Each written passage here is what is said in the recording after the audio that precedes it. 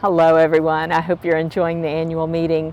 I'm Laura St. Clair and I'm here in beautiful Wellington, Florida today to interview Kate Shoemaker and talk to her a little bit about her success with the wonderful Hanoverian mare Vian and find out about some of the other horses in her life and her philosophy on breeding. So thanks for joining me. I hope you enjoy the interview. So Vian is definitely not the only Hanoverian in your life. No, we have several Hanoverians actually. One very special one to me was, of course, Solly, who was my 2018 World Games horse as well as my Tokyo horse. So, and he's actually over there taking a nap right now. Yes, so he's over there. So we're chatting with Supreme. But yeah. Dalton was probably my first really special Hanoverian in my life, and I found him in Germany when he was 2 years old, and he was actually on a video, and I had always had this dream that I wanted to own a stallion and have them be licensed and approved, and just this black stallion, kind of the dream. And when I saw him, and it was his walk, he had this incredible walk and this super temperament for a 2-year-old, just an absolute puppy dog. And then he was gorgeous. So he actually ended up becoming licensed in Germany. So that dream was fulfilled.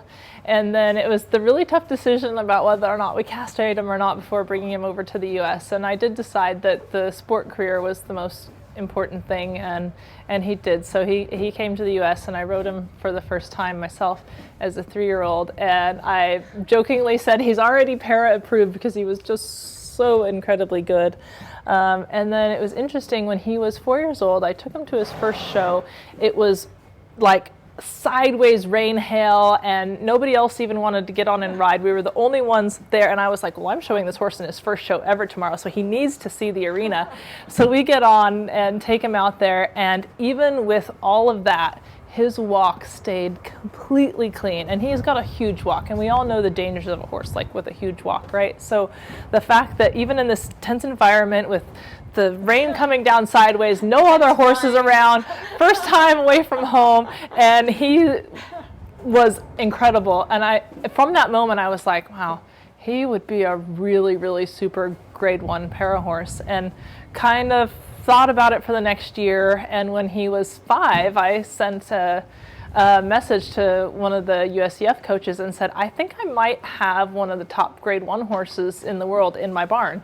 And he was like, oh, great, when can I see him or whatever? And then he found out he was 5, and he was like, well, bring him back when he's old enough to do it. And so I did. I was living in Arizona at the time. I drove him to Florida, and I said, okay, I brought him. And they were like, what? And I was like, no, he's here, the horse. And so then they actually brought my teammate Roxy out to sit on him, and it was Michelle Assouline who had come out, and he was like, oh my gosh, we need this horse for the World Championships. And I was like, well, he's 6, that's in like 8 months. And he was like, can we try? I said, yeah, we can try as long as the horse keeps saying that it's okay. And he ended up winning a bronze medal at the World Championships that year. And and then of course he then went on to Tokyo, where he still holds the world and Paralympic records for para dressage. So really, really incredible, special boy. And just horse of a lifetime, really. And you know how to pick them, obviously. Hi. So tell me about him. When you saw Dalton, what did you see in him that you said, this is it, this is one? To me, it was his walk, and it was his temperament. And yes, he trotted and cantered correctly, but it was not incredible. But you don't want to see those overly hypermetric young horses, because those horses are going to be a lot more difficult to develop than a horse that's very mechanically correct. So for me, I always say it was his walk. It was because the walk is the gait that's the hardest to develop, and I didn't know for sure if it was going to stay completely clean. I actually feel like I'm a lot more experienced now at figuring out which ones are what, but at the time, yeah, I just saw him and I believed in him from that moment that I met him. I mean, it was just like, and you know, he ended up being a career Grade 1 horse, but he really could have done anything. In fact, when he was 5, I did a clinic with an Olympic rider who had come over, and he told the audience that this is a 5-year-old horse that can compete with the best of anybody in Germany. Wow. And that meant a lot to me that he said that, you know, because it was really just about the horse's foundation and the mechanical correctness of the gaits, you know. So, yeah. Wow. Outstanding. Hi, you.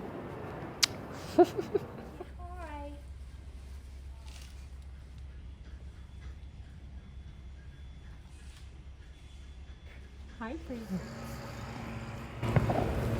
Good girl. So tell me how you found her. When did you first meet her?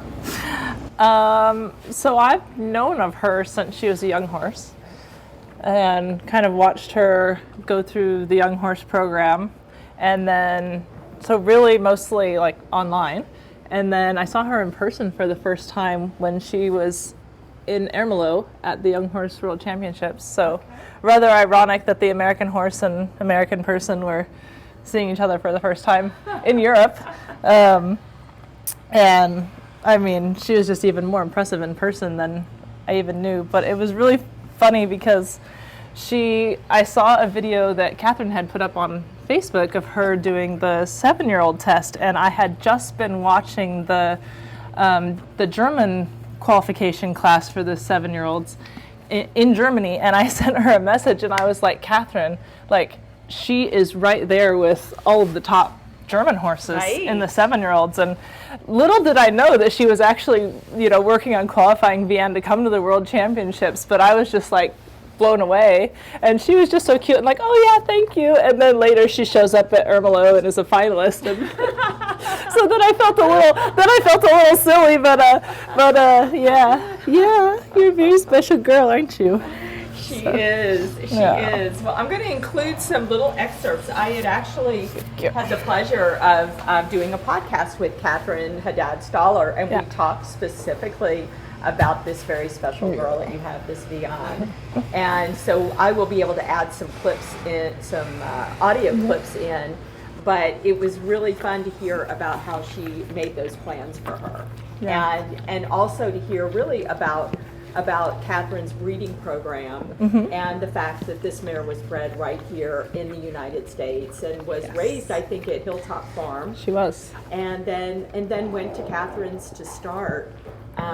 So tell me about, you know, let me put it this way. When we finished our podcast with Catherine, at that time, I believe Vianne was staying in Europe with Catherine Dufour.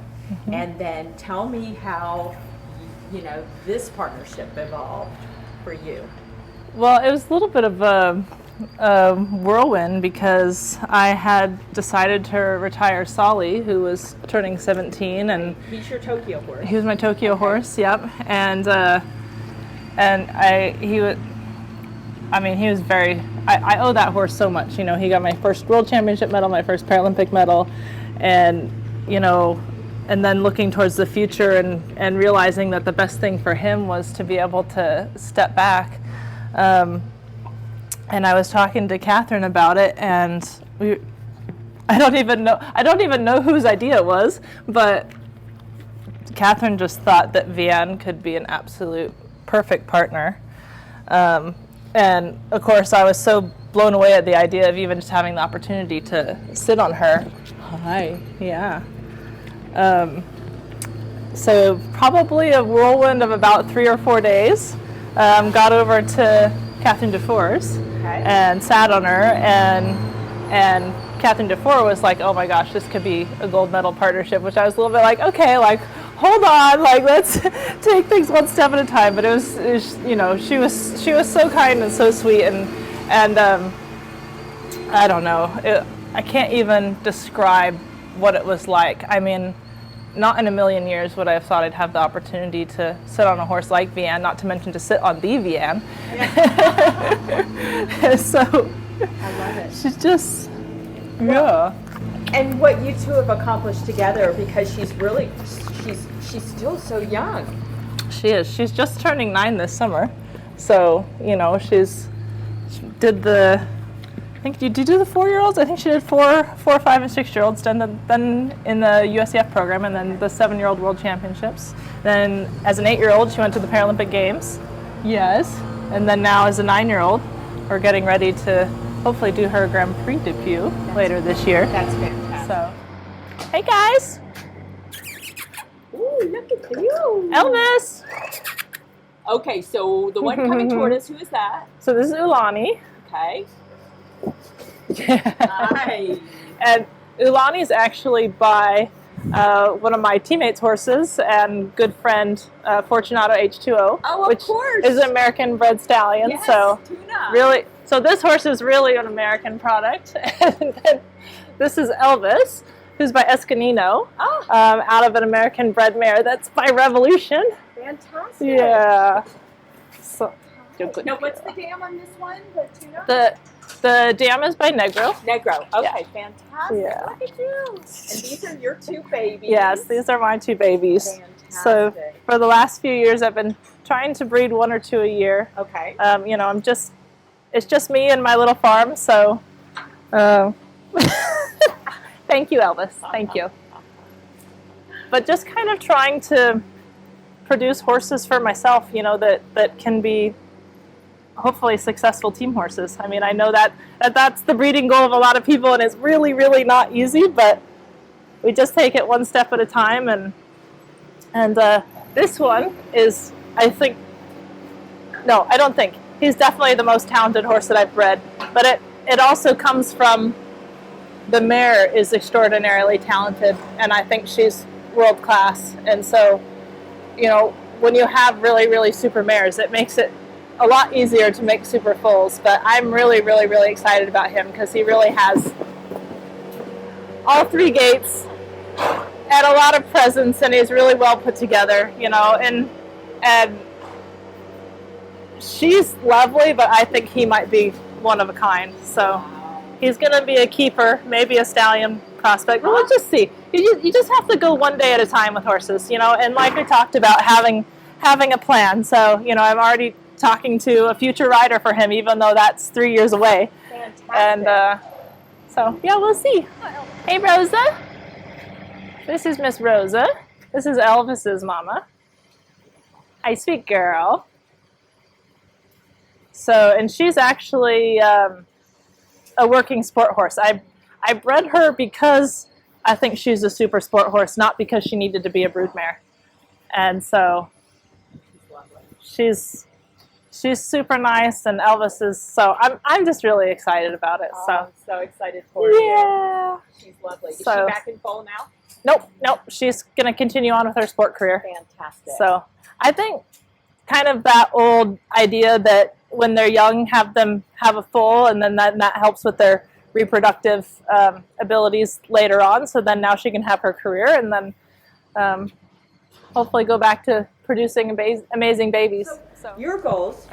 So, you know, when I'm breeding for a horse, you know, I'm breeding for what I hope can be a team horse, you know, and that, for me. And that doesn't have to be everybody else's breeding goal. But then when I think about it, if we're really breeding for the team, what I think of as a team horse, which is going to be a really correct horse with a really super mind and good rideability, I think that actually is everybody's breeding goal.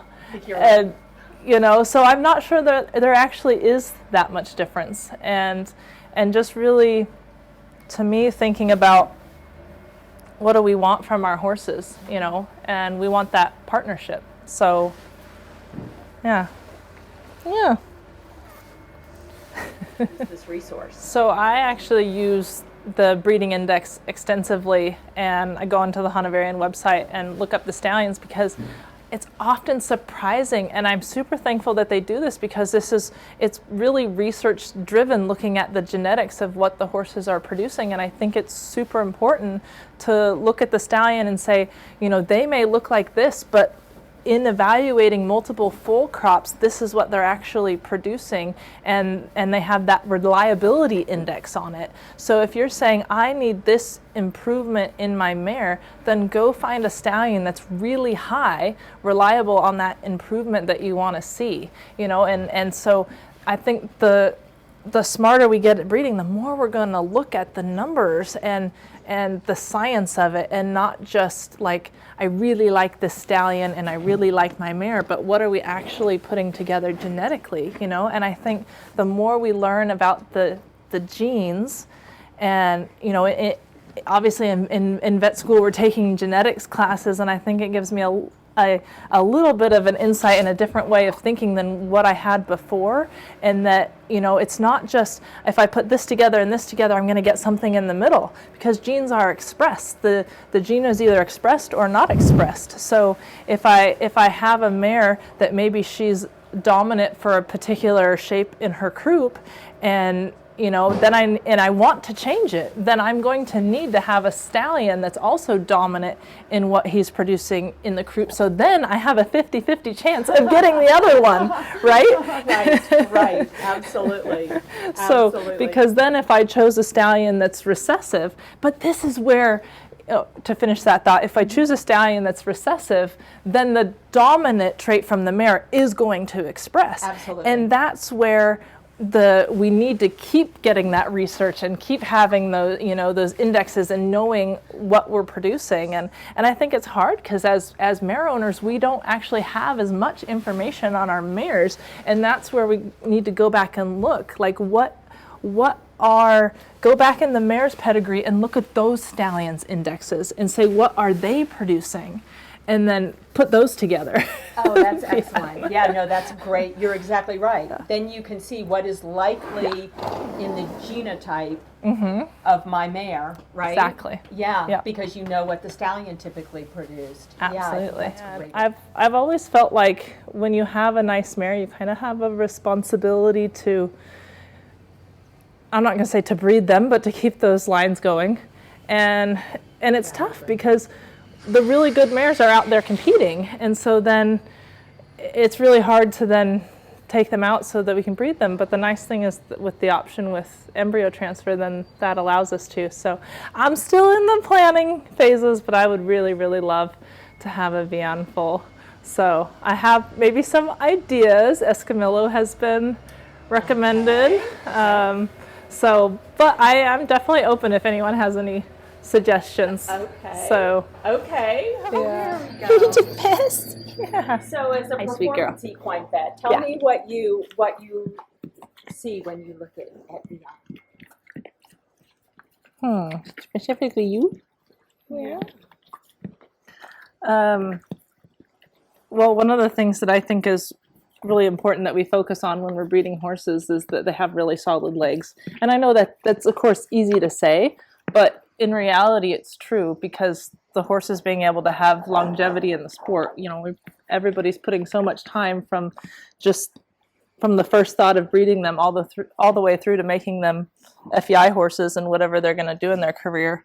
And then to have issues with the legs is always heartbreaking for people, So I think one of the thing that's important about her, even though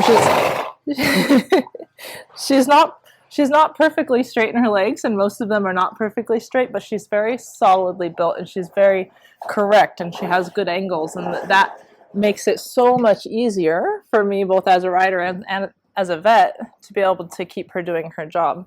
Absolutely. You're a good so girl. Important. You can see. So tell me in general, what do you think breeders should be thinking about? From your experience, we're right here in the heart of we're in Wellington. We're in the middle of it all, right? Yeah. So you see so many horses. You're a performance vet. What message do you have for breeders? Oh, well, now you're going to get me on a soapbox. I can probably say a lot of opinions at least, but I think one thing that people have been getting really smart about is really trying to avoid breeding for OCD. And we know that there's multiple factors that cause OCD. There's both environmental, and then there's the possible genetic link that we're still working on figuring out.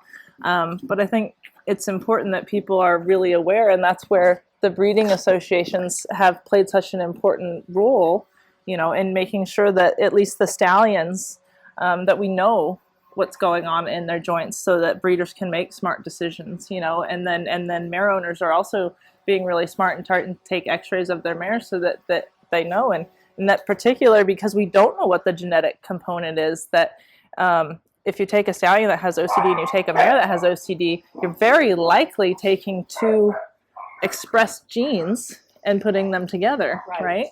So, I think that's something that everyone really should be praised and rewarded for, because everyone's working really hard at that. And then I think it's going to get really interesting in the future, because I think the sport of dressage is about to have a bit of a directional change. Okay. And we've done such a good job about making the horses better. We're breeding better horses. We've bred them to be more uphill. We've bred them to be more athletic and elastic. And these are all really, really good things. But now we're finding that the horses are becoming very easy to become short in the neck. We've made them so soft and so flexible that now, in a way, they almost become more difficult to ride in moments. So I think it'll be really curious to see if we start taking a closer look at the neck in breeding and saying, okay, what neck do we need so that we keep the ease, but we also make it easier for the horse so that they can stay in a more open frame and show that beauty that we're all aiming for. Yeah, you good, Kara. That's super advice for us. Super advice. Yeah. And one of the things that I think came out when I did the podcast with Beyond's breeder, Catherine Haddad-Stoller, mm-hmm. was the quality of the mare line that she had. Absolutely. There. And I actually pulled it up on Horse Telex, and I'll include it in the notes and so forth, and I'll highlight it in this broadcast as well. But I think that we can really look when you're looking at and you see so much performance in a line, mm-hmm. In a way that's taken a lot of those things that the genetic part, the proof is in the performance, right? Absolutely. So when we're looking at some of these lines that are very proven, we mm-hmm. know that they can do the job. They've done it. Yes. And I think that really helps. And then as we develop and figure out the genetic testing and what's reliable, and we verify those studies, we can get better and better about making the right breeding decisions. That's totally true. Yeah. And I think there was I can't remember who the breeder was who gave me some really good advice, to not just look at the mare and the stallion, but to look at their family lines, because you're not just going to get the mare and the stallion and put them together. You're going to get expressions of both recessive and dominant genes coming from both sides. And so you really need to look at what you're going to be putting together, what's going to get expressed from the dam sire, or, anything else in those genes. And then I thought this was really interesting in that a lot of people will say, well, I have this problem with my mare, I need to fix it. So then don't just look at a stallion that has just the opposite. Look for the stallion line that brings multiple lines of that improvement that you need to see. But then also look at your mare's line. Is that weakness in your mare? Is it expressed throughout the entire mare line? And then what do you do with that information? I'm probably not the one to advise on it, but that is something that we really have to think about. If that's something that's important to not keep going in the breeding line, can we do something about it? Absolutely, absolutely. And it is out of that mare, her name was Elfenshine, that I bred the grandmother of Vian, and later Vian's mother, and then Vian herself. And